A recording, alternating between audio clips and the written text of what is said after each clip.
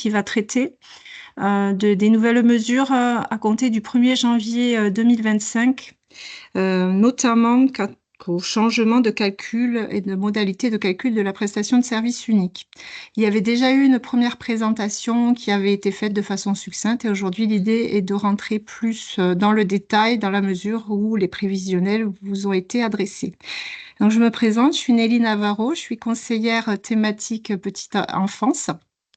Et je suis accompagnée de Neige Collomb, qui est chargée d'expertise d'action sociale, qui travaille au sein de l'unité administrative et que vous connaissez bien et qui est votre lien, en tout cas administratif et avec les techniciens, bien sûr, pour le traitement de vos dossiers prestations de services uniques. Alors,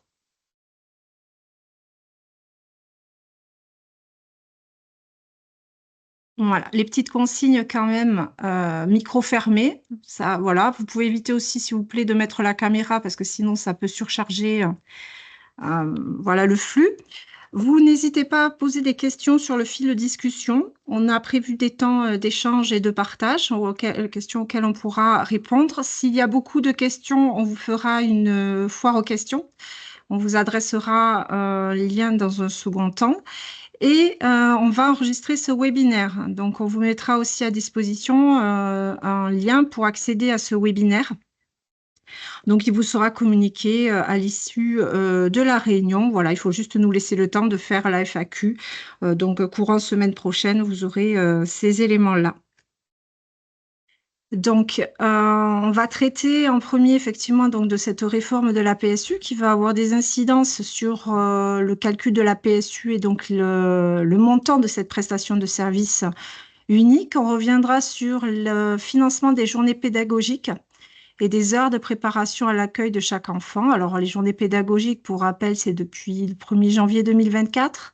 Les heures de préparation à l'accueil de l'enfant à compter du 1er janvier 2025. L'idée à l'issue de cette présentation, c'est de vous fournir un outil qui est déjà sur le caf.fr et qui vous permettra de calculer votre prévision de prestation de service unique et qui est un outil qui est global, c'est-à-dire qui prend à la fois le calcul de la PSU, on va dire droit lié aux heures facturées, plus les journées pédagogiques, plus les heures de préparation à l'accueil de chaque enfant. Juste un petit rappel sur les principes de la PSU qui ne sont pas remis en cause. Hein, c'est toujours l'accessibilité à toutes les familles en fonction d'un taux d'effort et donc de la constitution de la famille et de ses ressources annuelles. Donc, toujours une réservation à l'heure, donc pas de changement dans les modalités. On est toujours sur la base d'un service adapté aux besoins des familles qui est visualisé par le taux de facturation et vous verrez que c'est ce taux de facturation qui a été revu par la Caisse nationale d'allocation familiale afin d'être dans plus d'équité de financement et de prendre en compte les variations de ce taux de facturation. On y reviendra plus précisément dessus. Et bien sûr, on a une PSU qui est aussi fonction du service apporté aux familles, en l'occurrence la fourniture des couches et des repas. Un financement qui est dynamique pour continuer à soutenir effectivement le secteur de la petite enfance, une revalorisation régulière de la PSU. Je vous ai indiqué dans le petit encart à côté, effectivement, cette revalorisation depuis la nouvelle convention d'objectifs et de gestion. On est à une revalorisation en 2023 de l'ordre de 7% quasiment, et sur les 5 ans de notre convention d'objectifs et de gestion de 12%. Donc jusqu'en 2027, on est assuré d'avoir une majoration des prix plafonds et donc de la PSU tout au long de la convention d'objectifs et de gestion. Et parallèlement à cette PSU, vous le savez, il y a beaucoup de bonus qui sont mis en œuvre. On a le bonus territoire CTG, le bonus mixité sociale, le bonus inclusion handicap et on pourrait même rajouter le bonus trajectoire qui est lié, lui, au développement de l'offre d'accueil.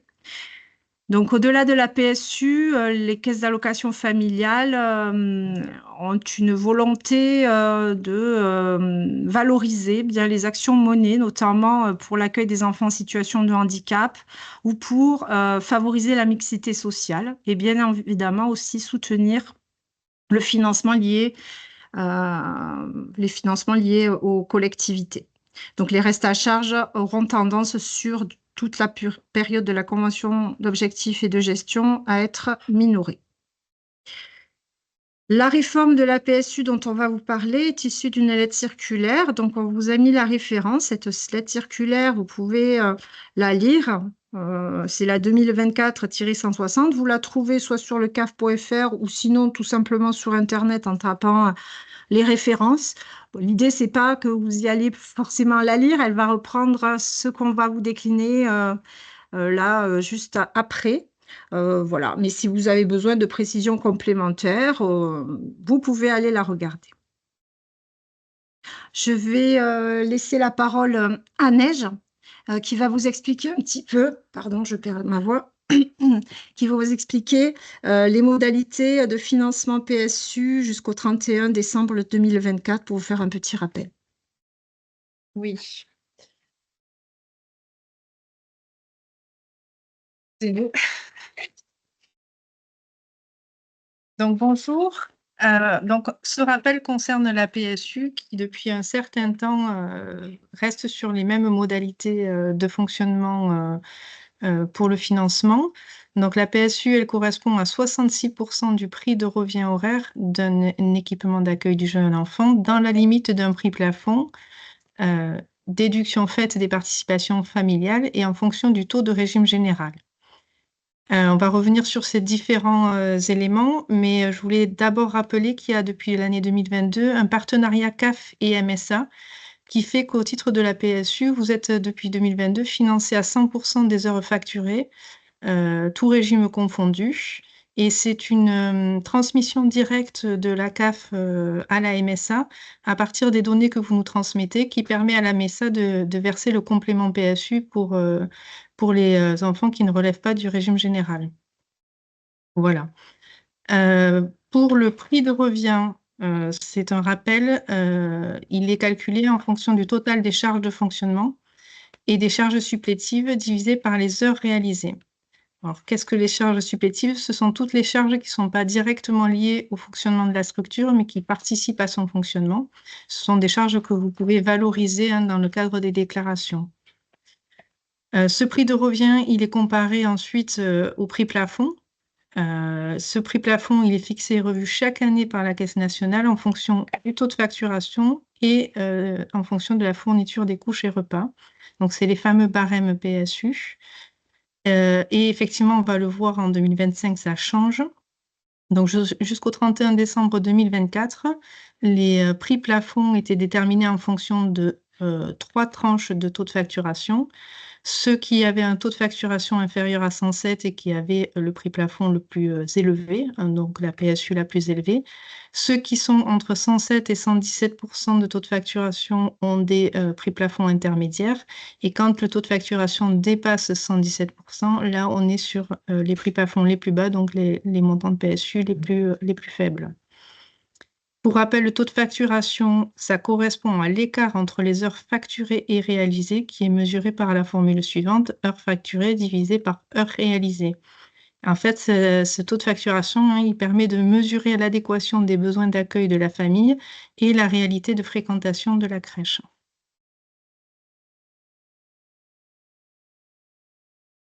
Donc, on vous a donné un exemple qui va permettre de mesurer l'impact en fait de la variation d'un taux de facturation avec le barème PSU tel qu'il était appliqué jusqu'en 2024. Donc on prend l'exemple d'une structure qui fait 30 places et qui fournit les couches et les repas et qui a les données suivantes qui vont donc impacter son montant PSU en total de charges, en participation familiale, en heures facturées et réalisées, en taux de régime général, en taux de facturation, prix de revient. Donc, si on prend sur la première colonne, on a un taux de facturation qui est à 106,93%. On a donc un barème PSU qui est élevé, puisque le prix de revient calculé avec les charges divisées par les heures réalisées est à 10,74, ce qui nous donne un prix plafond à 9,71 puisqu'on a un taux de facturation inférieur à 107%. et une PSU à l'heure qui est de 6,41 €. Donc un montant total de PSU de 254 364,03 €. Si on prend la même structure, qui a une différence de seulement 200 heures facturées. Donc, on était à 58 600 heures facturées, on passe à 58 800 heures facturées, toujours pour 54 800 heures réalisées.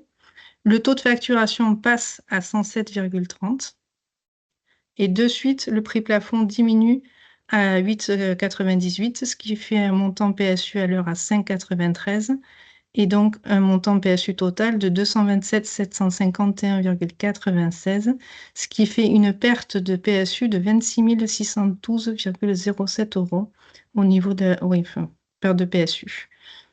Donc on voit bien que le taux de facturation, il a un impact fort sur le montant PSU et c'est ça qui va être revu à partir de 2025.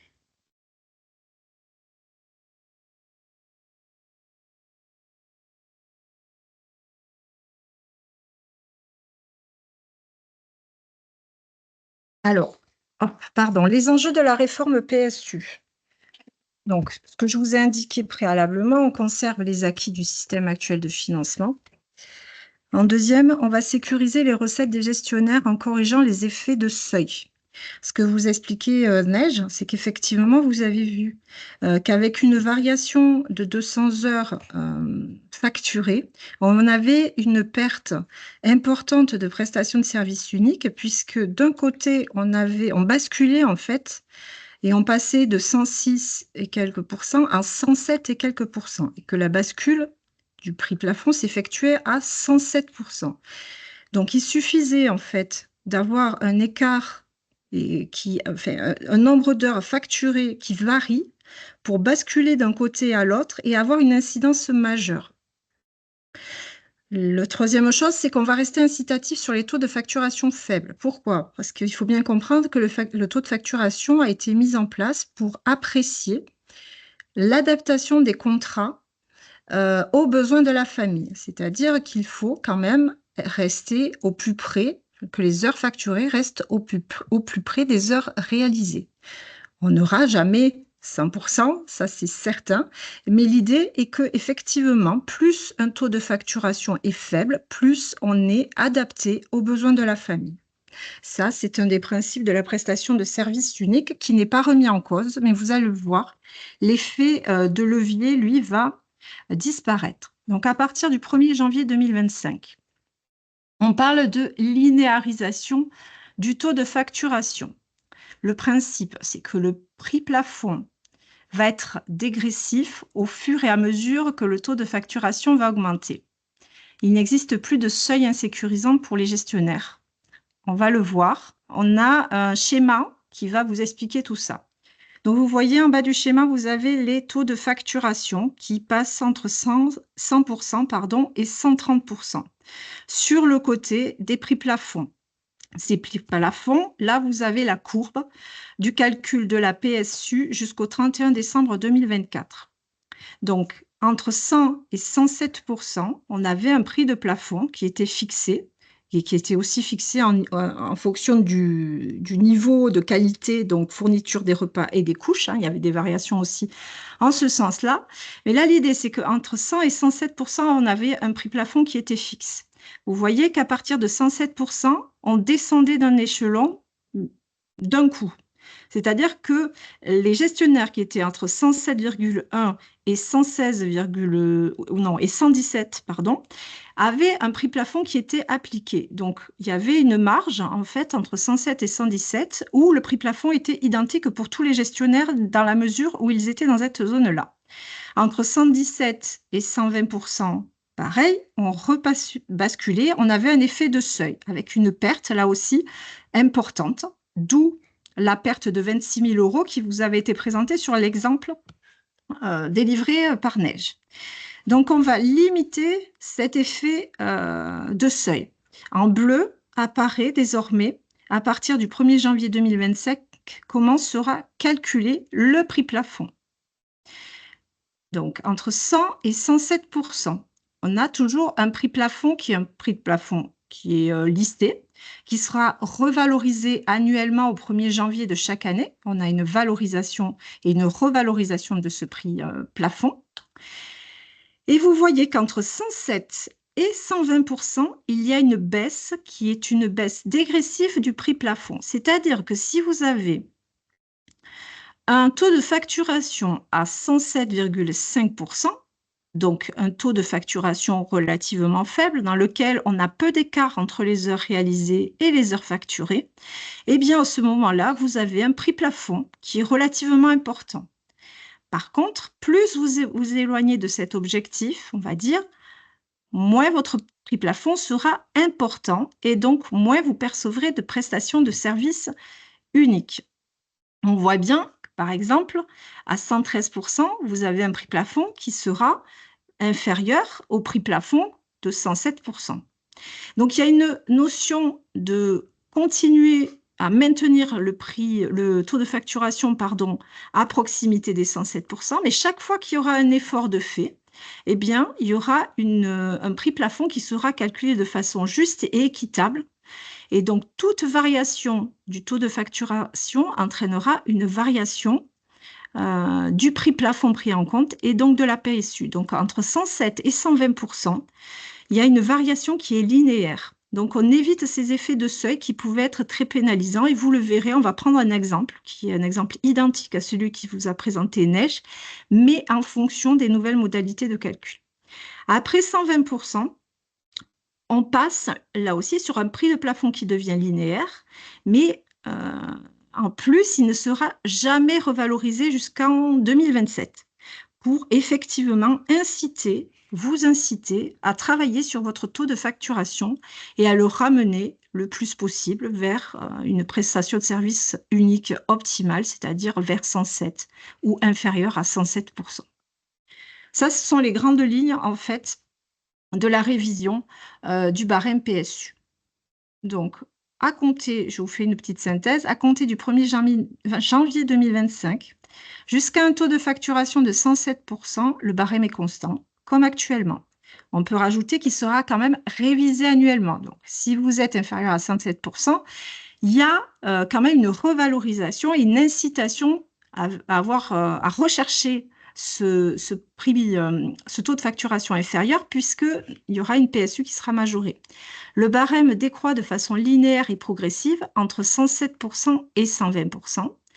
Et à partir de 120% et au-delà, le barème redevient constant. Et lui, il ne sera pas revalorisé durant toute la convention d'objectifs et de gestion, c'est-à-dire jusqu'au 31 décembre 2027. Donc, il faut vraiment rechercher un taux de facturation, c'est-à-dire un écart le plus faible possible, et en tout cas que cet écart soit inférieur à 120%.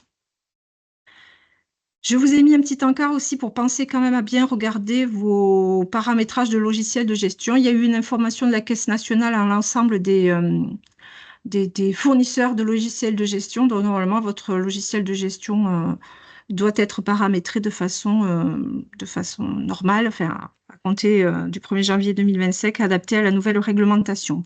Mais il vaut mieux quand même que vous puissiez le vérifier.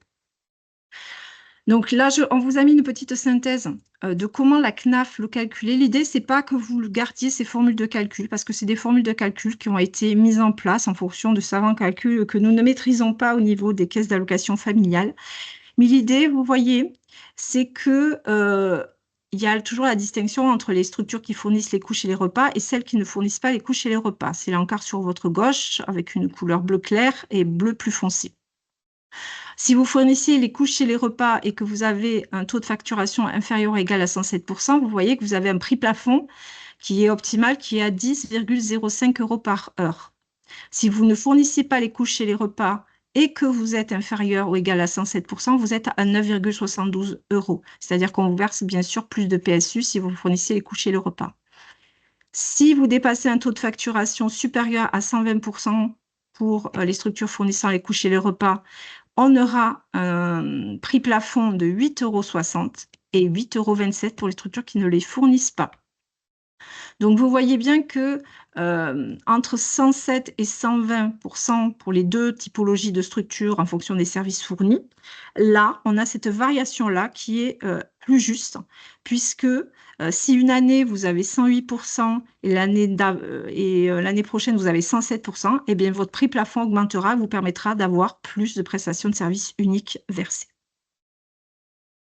Donc là, on vous a refait le même exemple, en fait. Pardon. Capri Neige, avec les mêmes données chiffrées pour vous montrer l'impact, que l'impact est beaucoup moindre.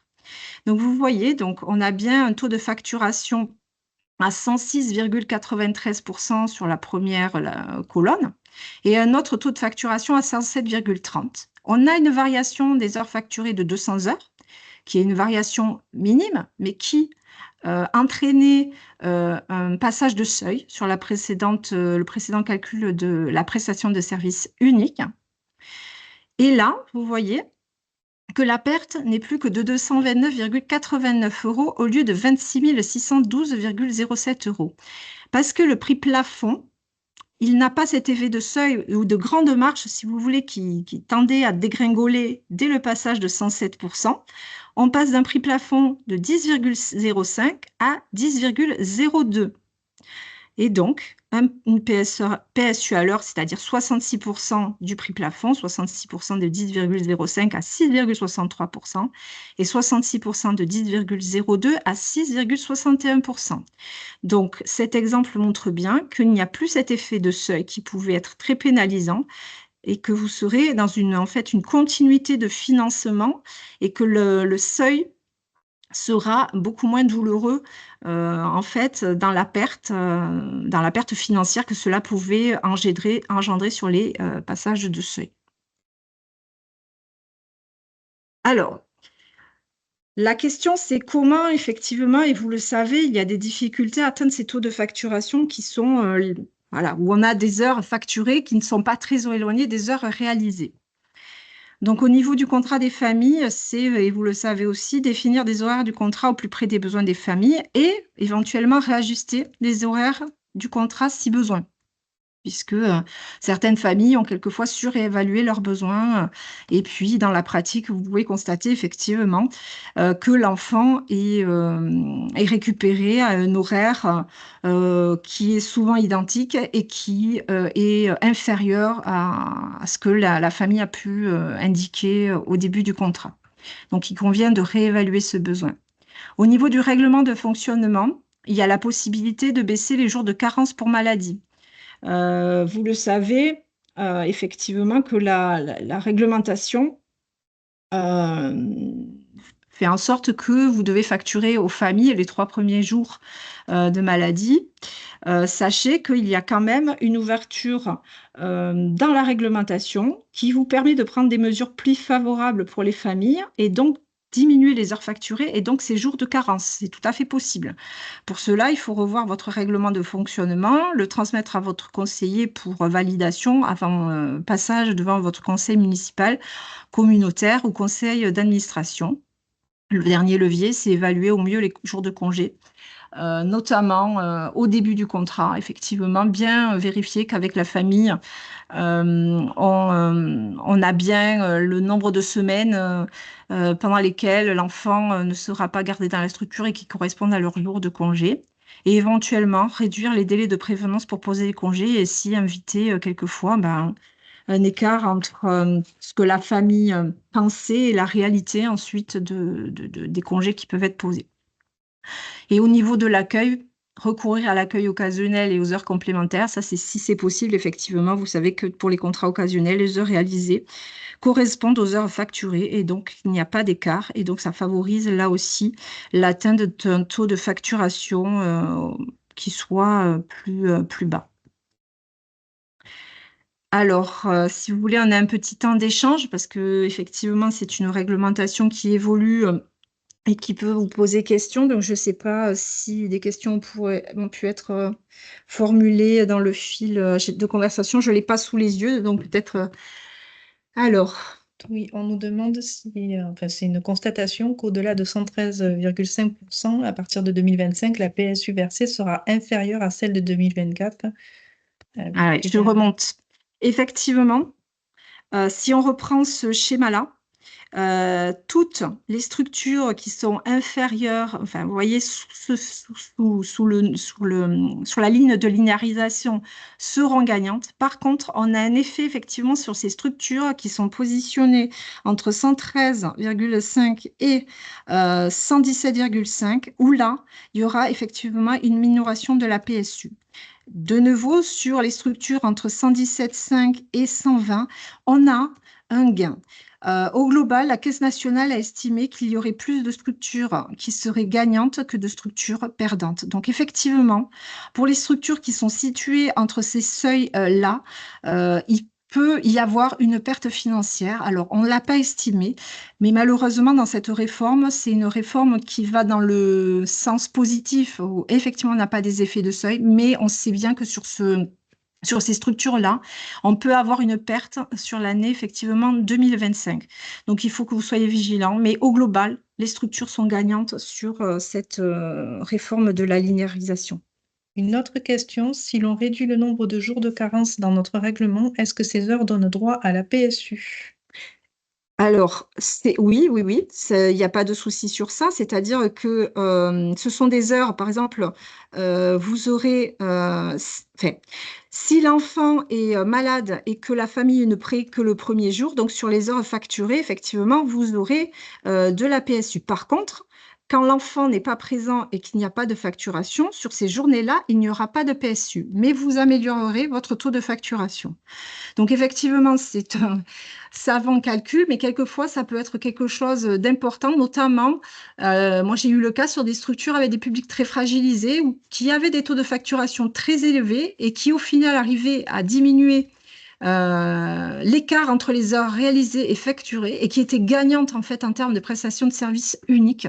Donc il faut faire ce changement-là si vraiment vous avez beaucoup si vous avez un taux de facturation qui est très élevé, avec des familles qui ne vous préviennent pas en amont, ça peut être quelque chose qui est qui peut vous permettre de gagner plus de prestations de services uniques. Mais c'est vrai que si l'enfant n'est pas là et que vous ne facturez pas, on ne peut pas verser la prestation de service unique qui est versée sur les heures facturées aux familles. Une autre question, qu'en est-il des structures qui fournissent les couches et pas les repas? Dans ce cas précis, la structure n'est ouverte que le matin et donc il n'y a pas de repas, mais une collation. Alors, pour les structures qui ne sont pas ouvertes sur le temps du midi, est pris en compte la fourniture des couches et des repas, puisqu'on considère qu'on est sur une structure de type halte de garderie. Par contre, si la structure est ouverte sur la journée entière et propose un temps de repas mais ne le fournit pas, là, nous ne prendrons pas en compte ni la fourniture des couches, ni les repas. Donc, le plafond appliqué sera le plafond le plus bas. Mais pour les haltes garderies, il y a une tolérance, puisque la structure ne permet pas la fourniture des repas du midi et le fonctionnement même de la structure. Vous n'avez pas d'autres questions? Après, s'il y a des personnes pour qui c'est compliqué de poser à l'écrit et qui veulent prendre la parole, elles peuvent lever la main via le système. Si, voilà, si vous n'êtes pas trop nombreux, on pourra arriver à gérer. Voilà, n'hésitez pas parce que peut-être il y a des questions un petit peu techniques.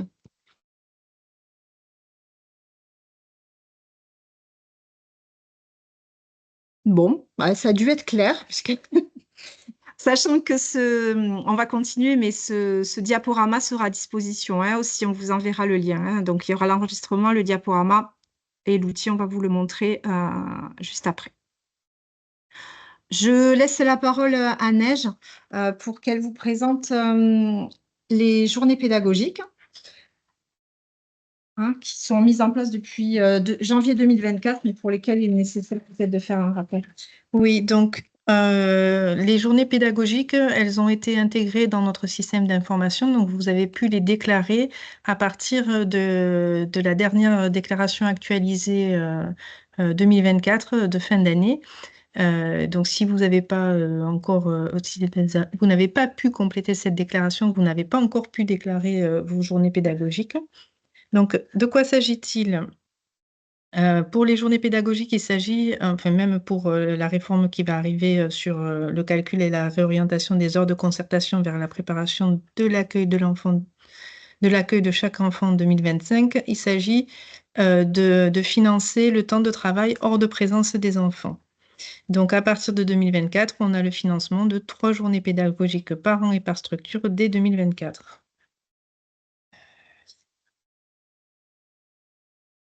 Donc, vous aurez accès à la circulaire également sur le diaporama qui présente cette réglementation. Qu'est-ce que les journées pédagogiques et leur financement? Donc, ce sont des journées qui sont fermées pour les structures et qui sont normalement des temps d'ouvert sur les structures, pardon, excusez-moi. Elles sont limitées, le financement il est limité à 3 journées dans l'année. Vous pouvez bien sûr en réaliser plus, mais le financement ne portera que à ces 3 journées maximum. Pour chaque journée, il y en a un financement de 10 heures par nombre de places mentionnées dans l'autorisation de fonctionnement qui seront financées au montant de la PSU unitaire de la structure et sur les bénéficiaires, les enfants ressortissants du régime général uniquement, donc le taux de régime général. Ainsi, le montant versé par la CAF correspond à la somme PSU plus participation familiale. Il n'y a pas d'acompte pour ce financement-là. Le versement est en intégralité en même temps que le solde de la PSU.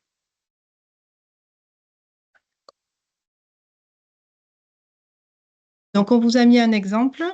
Pour une structure de 30 places avec un taux de facturation à 107,3%, si on a 3 journées pédagogiques déclarées, donc le forfait de 10 heures par journée plus le montant PSU fois le montant PSU unitaire fois le taux de régime général qui est là à 97%, ça nous donne un montant de 5 770,53 € pour l'année 2025.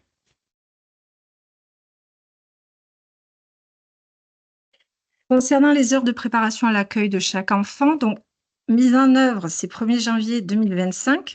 La lettre circulaire, c'est la 2024-123.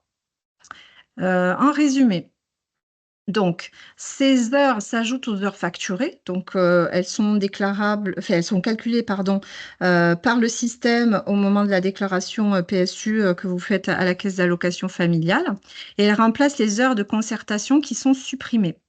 L'idée, c'est que les heures de concertation jusqu'à maintenant étaient payées en fonction du nombre de places de la structure.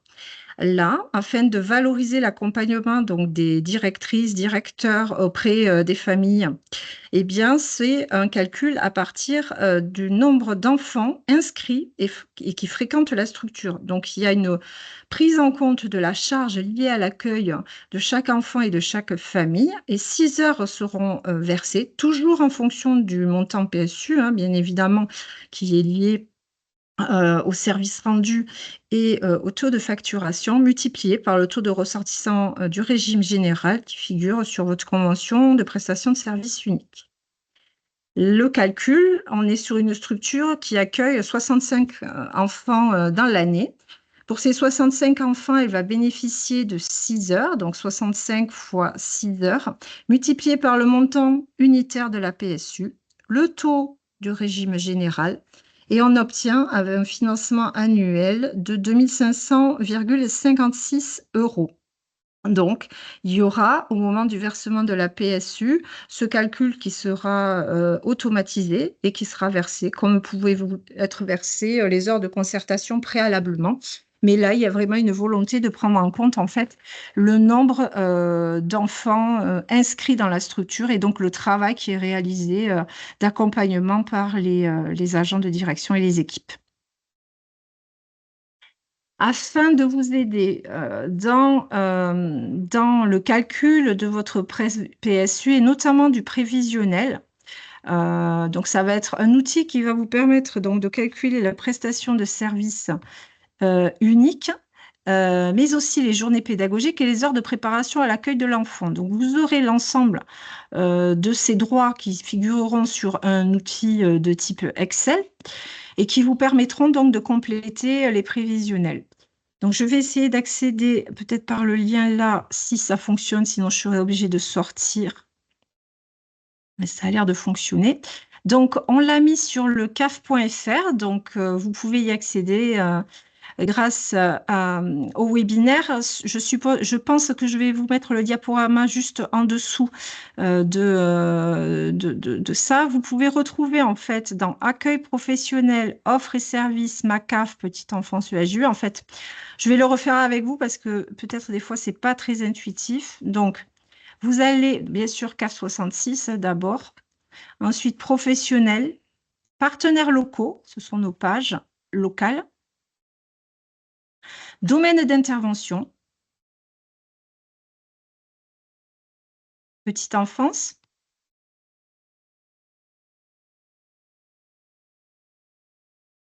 équipement d'accueil du jeune enfant. Et là, vous voyez le simulateur PSU. Donc, ce simulateur qui s'ouvre sous format Excel prend cette forme-là. Donc, il est vraiment simple à compléter. Donc, l'idée, c'est que vous indiquez, il n'y a que les cellules en rose, en fait, qui doivent être renseignées. Donc là, on vous demande si la structure fournit les couches et les repas. On va vous demander vos heures facturées, vos heures réalisées. Donc là, c'est les mêmes données que ce que l'on vous a présenté sur les cas pratiques 2024 et 2025. Ça vous calcule un taux de facturation. Vous indiquez bien sûr vos heures, vos charges prévisionnelles et la participation des familles, puisqu'elle est déductible de la prestation de service unique. Votre prix de revient se calcule automatiquement, ainsi que le prix de revient pris en compte, puisque ça, c'est ce que coûte votre structure totale charge divisée par heure réelle. Et bien sûr, les 10,02, c'est le prix plafond en fonction du service rendu et du taux de facturation. Si votre prix de revient est supérieur, on récupère le prix de revient CNAF pour le service. Si votre prix de revient est inférieur, on va prendre le prix de revient de votre structure. Et votre PSU est donc estimé et on applique les 97%. Sur la droite, vous aurez la prise en compte des journées pédagogiques. Donc là, c'est à voir si vous pensez en faire 1, 2, 3, sachant que ces journées pédagogiques, comme vous l'a dit Neige, c'est des journées auxquelles la structure devait être ouverte, mais finalement ferme pour permettre aux équipes de travailler sur les projets pédagogiques, de faire venir des intervenants, etc. L'idée étant de compenser la participation des familles et la PSU, bien sûr, qui ne peut pas être versée sur ces périodes-là. Donc là, pareil, hein, ces deux cases en rose sont modifiables.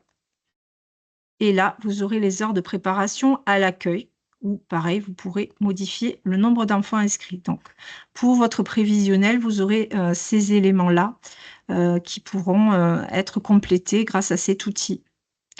Donc, vous avez l'outil et j'arrive pas à passer la diapo. Voilà. Et Neige, elle va vous parler juste voilà, des prévisionnels et des réels. Hein. Vous avez dû recevoir normalement l'appel du prévisionnel.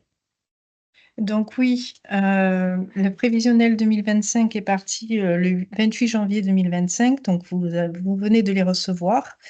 Il y a une particularité cette année, à partir de l'année 2025, pour valider un prévisionnel ou un réel même 2024, on va vous demander de nous fournir une attestation de vigilance URSSAF datée de moins de 6 mois.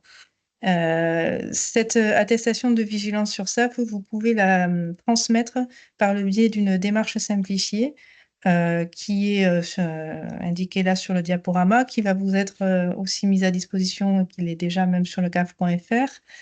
Et vous allez recevoir aussi par mail le lien de la démarche simplifiée pour toutes les personnes qui font des déclarations à la CAF.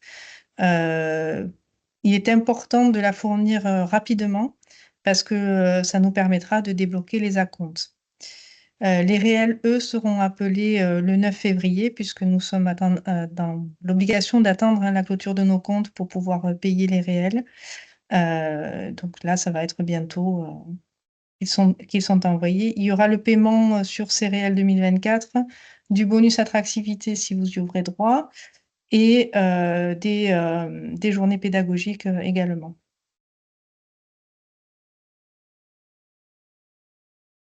On va répondre aux questions. Je pense qu'on en a eu quelques-unes.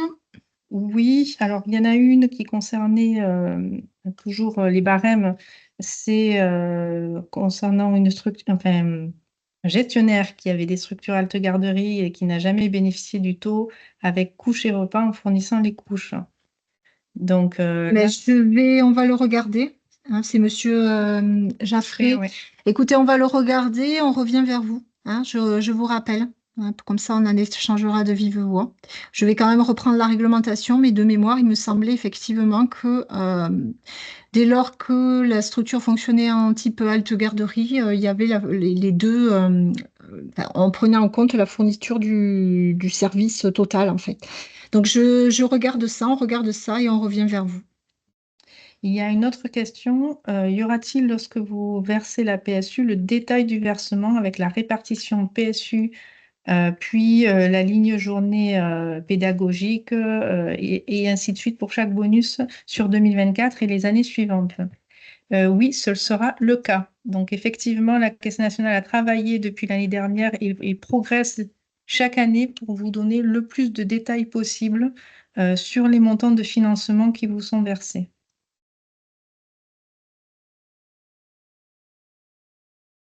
Ah, il y a un autre gestionnaire qui est intéressé pour avoir la réponse pour les haltes garderies, donc on le mettra peut-être dans Ouais, soit on le met dans la FAQ, soit je le positionnerai sur le webinaire qui sera en ligne. À un moment, je vous ferai un encart sur la réglementation relative aux haltes garderies.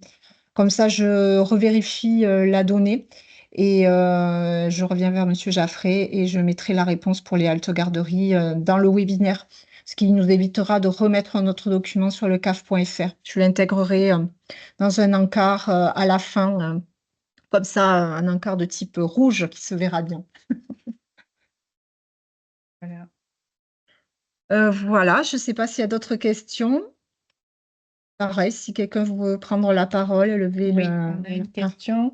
Existe-t-il une définition précise des heures de préparation hors accueil de l'enfant? Une définition précise, je ne suis pas sûre. Autant pour les journées pédagogiques, effectivement, on a une définition qui est relativement précise.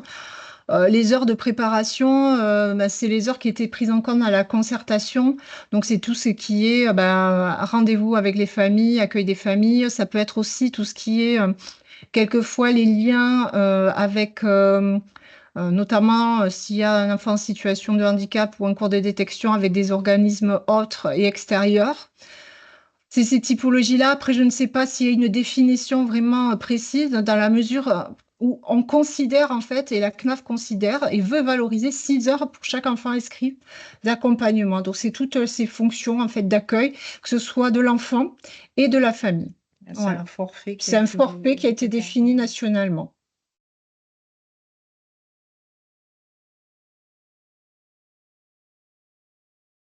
Pas d'autres questions? Ben écoutez, on vous remercie. Il n'y a pas d'autres questions. Ah, si.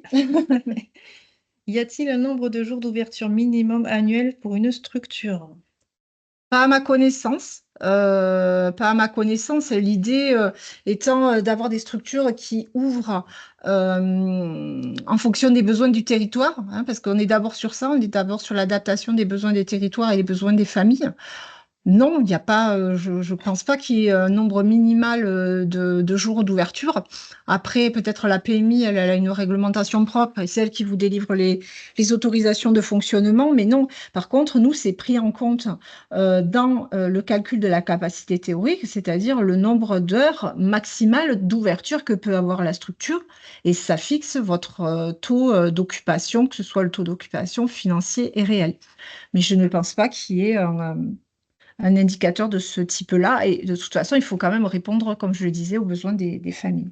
Alors, une autre question. Comment peut-on connaître la revalorisation de la PSU par an pour nos budgets?